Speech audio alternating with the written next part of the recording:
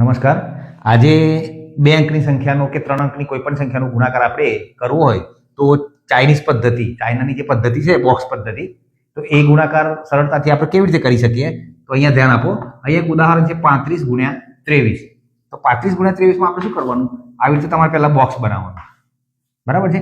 બોક્સમાં 2 છે અંક એટલે આપણે આવી રીતે 2 ખાના કરવાના, બરાબર. અહીંયા એકમ અને દશક એટલે કે એકમમાં 5 છે, દશકમાં 3 છે, એટલે આપણા 35 જે છે એ તમે અહીંયા લખવાના આવી રીતે 35, અને 23 છે તમારે અહીંયા આવી રીતે લખવાના, બરાબર.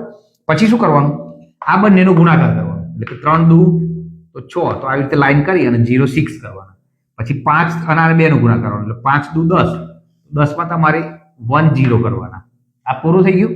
ત્યાર પછી બીજો છે 3, એટલે કે 3 તરી 9, તો આ તમારે લખવાના 0 9.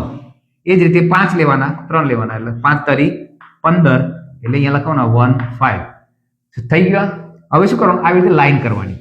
આ એક લાઈન કરી, પછી આ બીજી લાઈન, ત્યાર પછી આ ત્રીજી લાઈન. આવી રીતે લાઈન કર્યા પછી બોક્સની અંદર જે અંક છે એનો આડો ટોટલ, મતલબ આ 5 છે તો અહીંયા 5 ના 5 રહેશે. આ લાઈનમાં કોનું કોનું ટોટલ છે? તો 9 + 1, 9 ને 1 10, તો 10 નું 0. તો આગળના બોક્સમાં આપણે વધી 1 મૂકવાની છે. આ લાઈનનું ટોટલ કરો તો 6 + 1 7, 7 ને 1 8.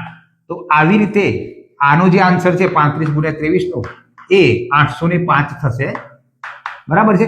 તો આ પદ્ધતિથી સરળતાથી તમે ગુણાકાર કરી શકો. 2 ની જગ્યાએ 3 અંક હોય તો તમારે એવી રીતે ખાના બનાવવાના.